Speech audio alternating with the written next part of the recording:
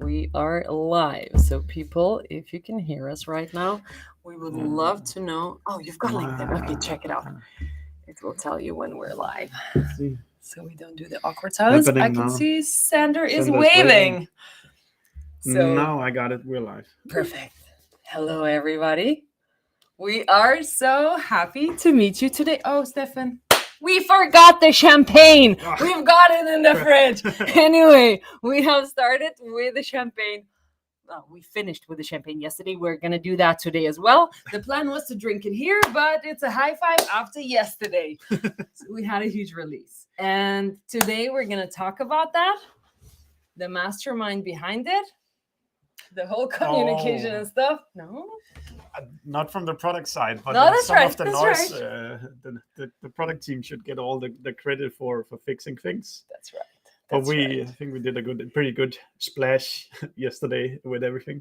Yes. So we've released a new product with Dreamdata, and Steffen is going to cover that. I'm going to ask all the questions from the audience. If you've got some questions, come over with them already now. Start commenting whatever you would like us to talk about. But the idea of this session is we're going to talk about why did we actually need a tool for that? And what was Steffen missing out back in the days when he was using Google Analytics? And what is the tool about? We're going to share our screen at that point as well. So Steffen, over to you. Happy to give it a go, Laura. And as Laura said, just shoot the questions our way. But what we're here for today is to talk about why there's a need for a product like our digital analytics, and how you can think about it as a replacement for the old Google Analytics, which I used myself for maybe 15 years, and found more and more limitations. You can see the hair was like going away within the hair was 15 years. tighter some years ago, but that's how it is. But then let's talk about those 15 years ago back. So tell me how you used Google Analytics back in the days. Yes, I'm sure if there's somebody my age, close to 40, they'll remember that people had less devices.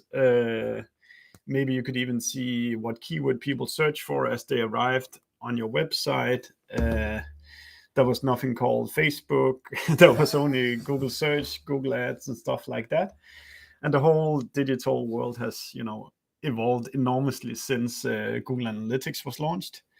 I think selling B2B has always been very complex, but nowadays there's just so much more data about what's going on because of all these devices that we have and so many different tools and ad platforms, etc. Yes. And okay, but then you continued, because even though it was many years ago and then the year still went and you continued using Google Analytics. So what did you do in order to start mapping those appearing sources and everything?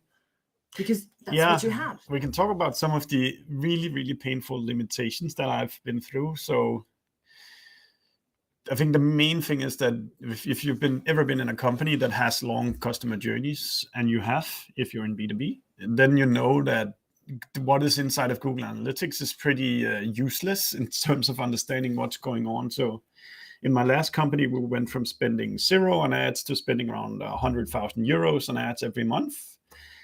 But the only thing that the ad platforms can tell you is that you bought a click. What did this click cost? And at best, they will then send you back a goal that is recorded that somebody pushed through a form.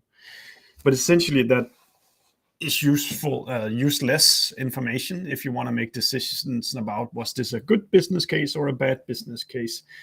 So I've always been struggling with that feeling that my ego was big enough to think that my ads was working and it was good for the company, but I didn't have any proof that it was working or my content was good enough. Right. So I think this has all the time been the thing we've been trying to address with Dreamdata, is all the limitations that the current or the old tech stack kind of contained. How do we make this relevant in a B2B context? And I think digital analytics is then the closest product we have to what people would refer to as Google Analytics today. Yeah. And I think it's a very interesting reflection when you're saying my ego was big enough to know it's working, but I had no proof. Yeah. And that's crazy painful because you're paying 100,000 euros for ads a month. And as you're usually saying, you can only spend that money once. And where are you going to spend it? And then your manager comes back and say, oh, Steffen, should we double your budget? Should we take a double down? Yeah. And what do you answer? I've also had this situation where like we've cut the budget with 50% month on month, and that was purely done on gut feeling, and we didn't know, perhaps it was a good decision, perhaps it was a bad decision, but all we had to do was we could look inside of Facebook's reporting or Google Analytics reporting, and it didn't really give us much direction of what was good or bad. And I think I just want to reference our the benchmarks we put out before the summer here as well. That I think I even have do you have some of them? graphics? Nice. Yes, I do. What are you going to talk about? Like if you just take the length of the journey. So this was the benchmark we put out before the summer, where we analyzed all our free accounts, and we could see that an average B2B journey took 192 days from the first touch until you win a deal. And if you put that, the same with this number, an average deal had 31 recorded touches and probably more not recorded touches as well. So these numbers just means that Google Analytics is completely useless in terms of understanding what's really going on. Yes. And now we're coming with the relief. So we built up the pain. Now it's very painful. Steffen had so much pain, and now we've built a product for you, and it's actually free. So we're going to talk a little bit more about why did we actually need to build this? So now it's painful. Yes. Somebody needed to do something about it, but talk us through, it's like, why was there a need for a B2B specific solution? So I think for us at Dreamdata, we've always offered our customer this tracking technology that we have, and they've been getting it as part of the Dreamdata product that they've paid for. But as we just started looking at it, it was kind of clear for us that we could actually start offering this product for free. So essentially what goes into the free digital analytics product is tracking data and then form submit data. And that's all you need to install, and then it works for you. So you're able to operate Dreamdata's digital analytics, which is what we call this B2B alternative to Google Analytics. And now you're going to have all your website metrics in a B2B context. So you'll be able to analyze which of these pages actually yield business results, what are the business segments on your website, which countries are these sources from, and so forth. That's a very interesting one. Now you're saying countries and like mapping. If you're using Google Analytics, there are certain limitations for what can you know about a person, because every click is a person for Google Analytics. But when you start counting companies, that means you're able to look into the demographics, the sizes of the companies, how are we actually getting all that traffic in, not just as people, but when you count a lead as a company. I think that's reminding me, Laura, it's actually really good to talk about what is a user for Dreamdata. Yeah. So for Google Analytics, a user is actually not one person, but it's even I think it's just a browser. Ooh. So it's like, so that person might use several different browsers or several different devices. So the information there gets even more not exact. The Dreamdata data model assigns like a long string of numbers as the ID for every user. But then this user can have both multiple email addresses, but it can also have multiple devices. Yeah. So you can have a phone, you can have a computer, a tablet. And as we identify all of these things, we kind of build a graph of who is this user. So initially, you just know the one device, but over time, we build a very clear description of who is this person. So one of the things we solve with the digital analytics as well is this very familiar challenge for a lot of you guys, which is the cross-device challenge. Yep. That if you purchase the click, the organic visit or whatever on a phone, and then the user the next day comes from their computer, then Google Analytics is completely blind about what actually was the the correlation here, but we would Dreamdata would resolute this over time. So I think that's another one of the bigger challenges we solve for. I think we should maybe start showing some stuff to Let's people. showing some stuff. We've got also some questions, but the questions we can pick up after because there are some very cool ones. Some good questions already there. But we picked them up. Let's not tease you anymore. We can finish off with a lot of talking afterwards. If you want to stay for the champagne, do that. So I don't remember which ones you wanted to share, actually. So you'll have to... you just share the screen then? All right. Or the browser, maybe. Is that a pop? Yeah. Window. Yes, let's do that. And we do share this one. And whenever it gets too small, because it will, then you'll have to tell us as well. So was that this one that you were... Yes. So there's one we can't show you live, but I just want to quickly go into because it contains some of what you would call PII data, meaning data with emails that you can correlate to a person. So the first thing we're going to show you here is the real-time visitor information. So this is basically our tracking script reporting on who is on your website right now. What are they doing there? How many is there? If you scroll a little bit down the screen, the big difference between Google Analytics and Dreamdata occurs, and that is that you can actually see now it says there's 42 visitors on this screenshot on our website, but actually 16 of them we know exactly who they are because they've identified in the past. And that's extremely nice if you, for example, in sales, have a client that has been lurking a little while and now they're back on the website. So you know which person did what thing on your website at what time. So it's very attractive that you can, it's not just an IP that is on your website of 1,000 people company or worse, a 10,000 people company, but it's this exact person that we have identified at some point that is now on your website. Yeah. That's really nice. We used this screen yesterday a lot to see how you were all reacting to what we have been doing yesterday. And it was fun, but it's usually more useful than just that. So where should we start? So we've pulled up some screens here, and there was a question about Google BigQuery as well. So if while you're here, you can also explain a little bit about how the data is collected together. Yeah, maybe. Happy to. So essentially, you can think about Dreamdata as a data platform. You have input sources that you put into the bucket, and then once our algorithms has run and built this account-based data model for your company, then you can put these sources back into other places. So essentially what you're talking about here, Laura, is destinations.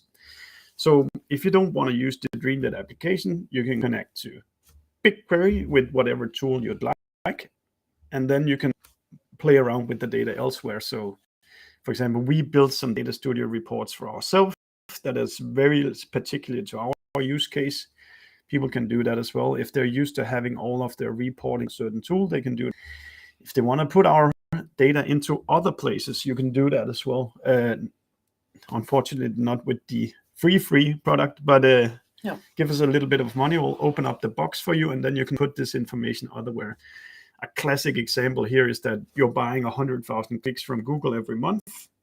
Through offline conversions, we can tell you which of these clicks actually reached sales opportunity or even deal one. So you make the algorithm smarter over time. But if we go back to the digital analytics product, we just need two things up and running. We need the JavaScript installed, so we track all the users that are on your website. And then we need this form tracking script installed, so we get consent to look at who they actually are once they push through forms. And this is kind of how we also stay compliant, because the script just tracks anonymous users.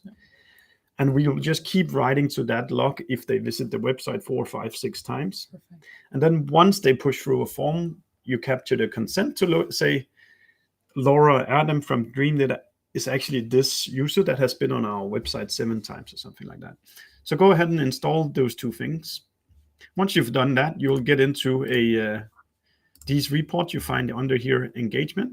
And we've basically been looking at how does Google GA4, how's that going to look once it's out? I know some have installed it, others has not. So make it somewhat familiar with what they're going to see there. But the very big difference is these numbers here.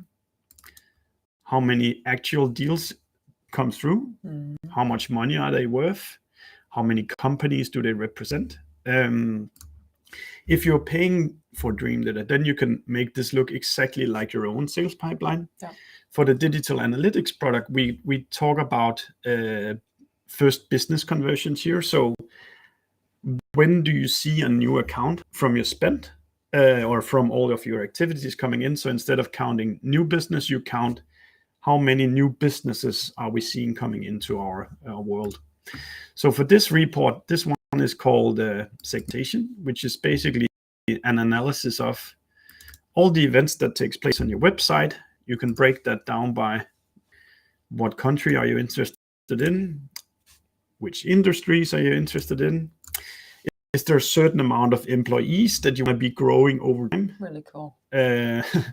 Because then you, like, if you're doing a lot of activities and these activities are bringing in something that is not the kind of companies you want to be attracting, then you're probably going to market in a way that you shouldn't be doing, and you could consider doing other stuff. Misclick. So you can select whatever filters are interested in for you, and you can kind of scroll down here and see all the different values. From the United States, how many events are tracked, how many visitors, contacts, companies, conversions. If I make this larger, and I'll just need to look at my screen over here to see if it's big enough.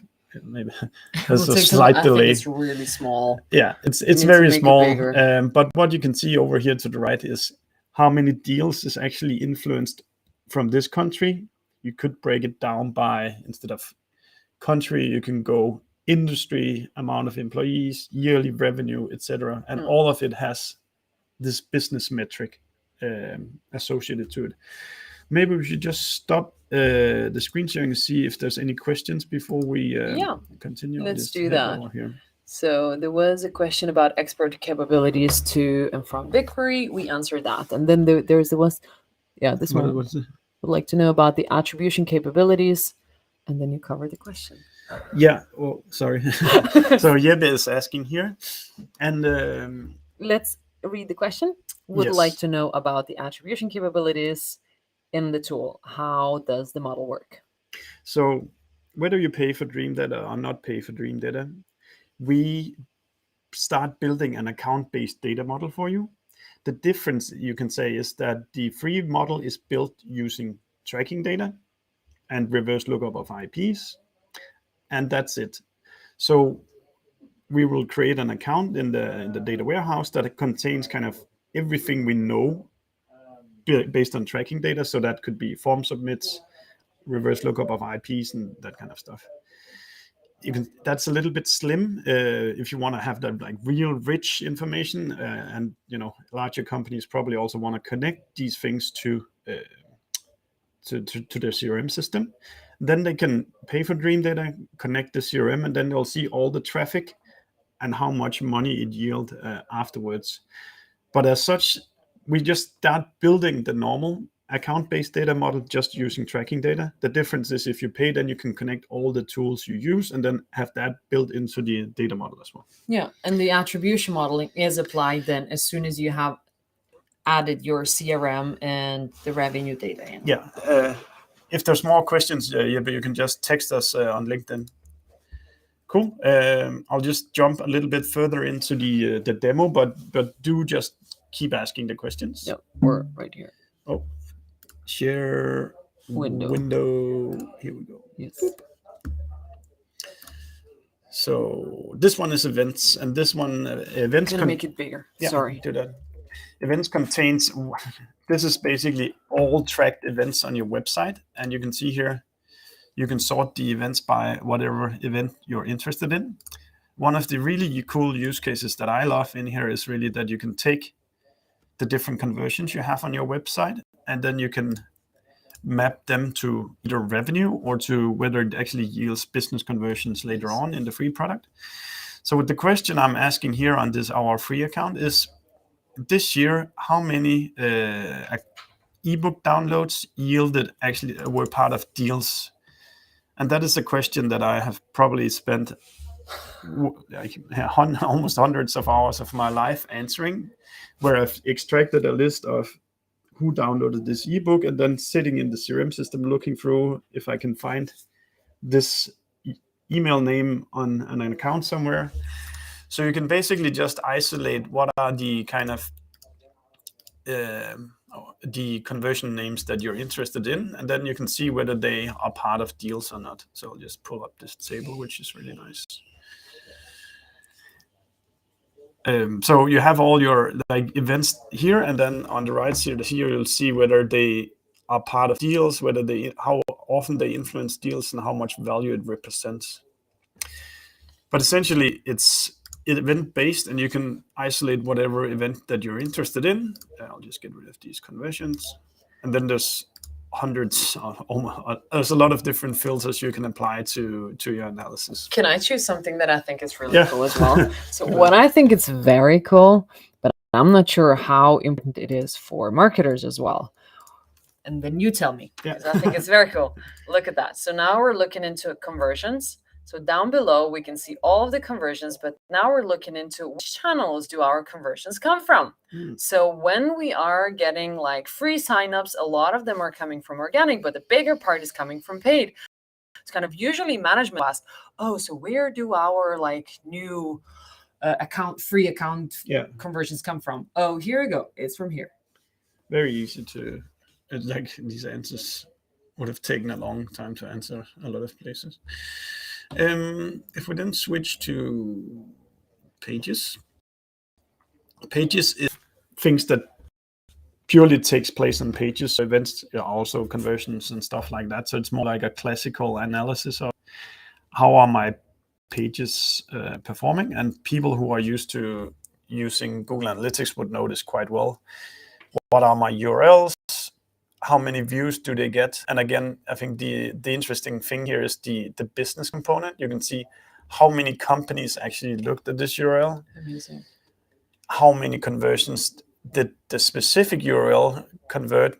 But you can also relate that to how many of your deals that you actually won or got a business conversion from were actually influenced by the specific page, and how much money is associated to it.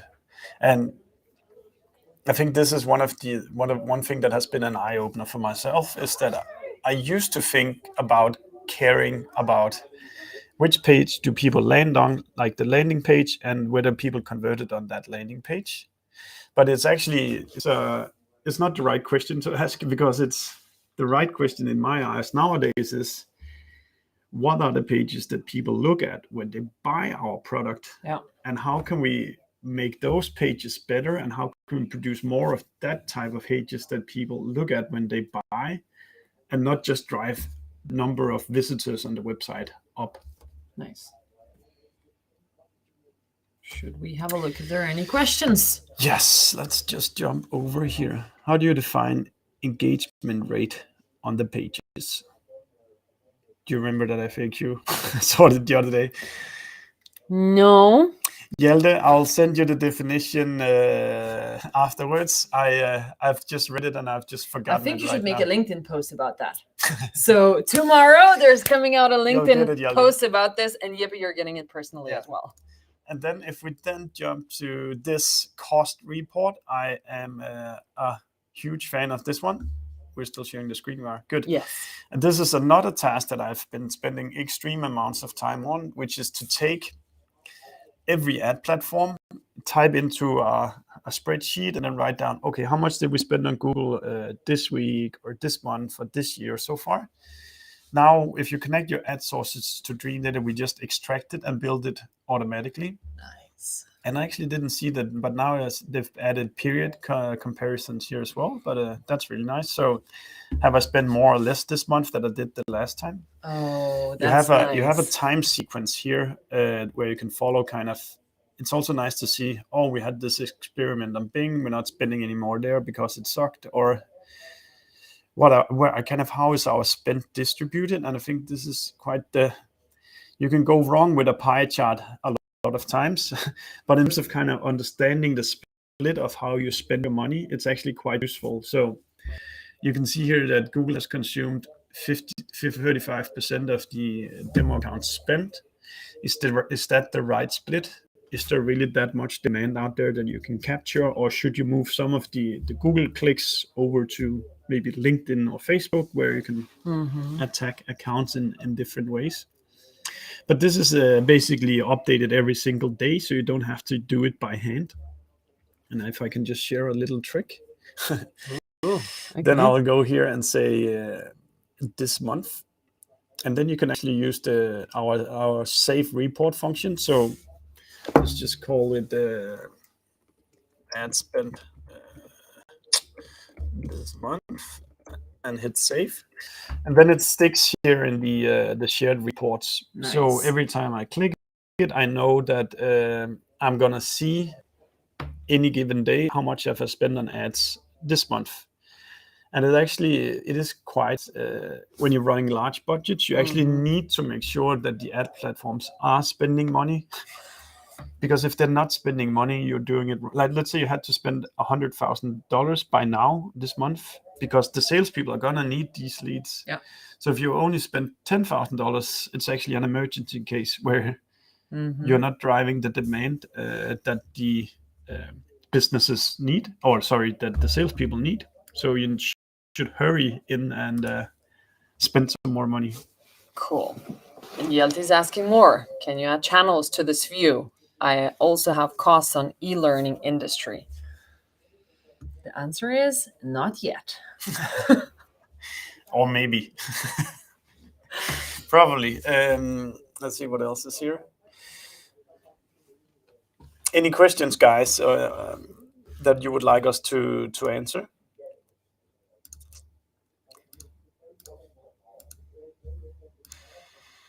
Bob, I think otherwise we should just go to this page here.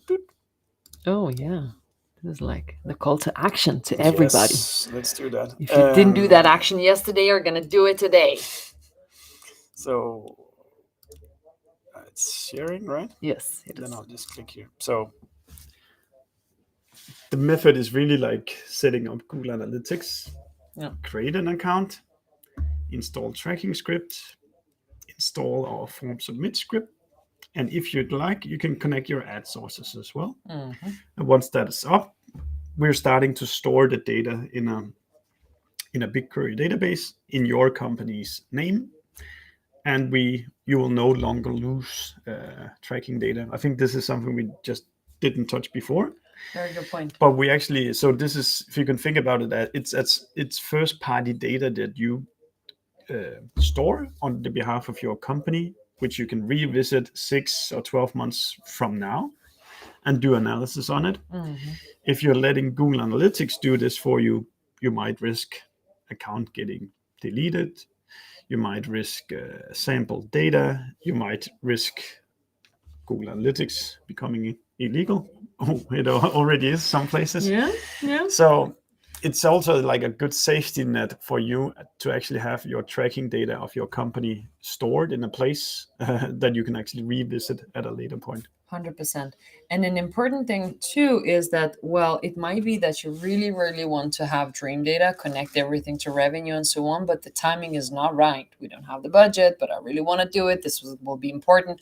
Yeah. Start on the free now, collect your data, and then in half a year, in a quarter, or maybe in a month, you already know that there is space for budget to kick off a cheaper solution, or you want to go all in. You will have the historical data. You will not have to think, oh, now I have to replay everything or wait for 2 more months for me to understand anything at all. Cool. Any last comments? I can see that Sandra is helping out with answers to the questions. Yes, perfect. Thank you. But if you should join this call or stream later, just ask questions, and the Dreamdata employees will have an eye on it and help you out if there's any questions. Perfect. And now to the champagne. To the champagne.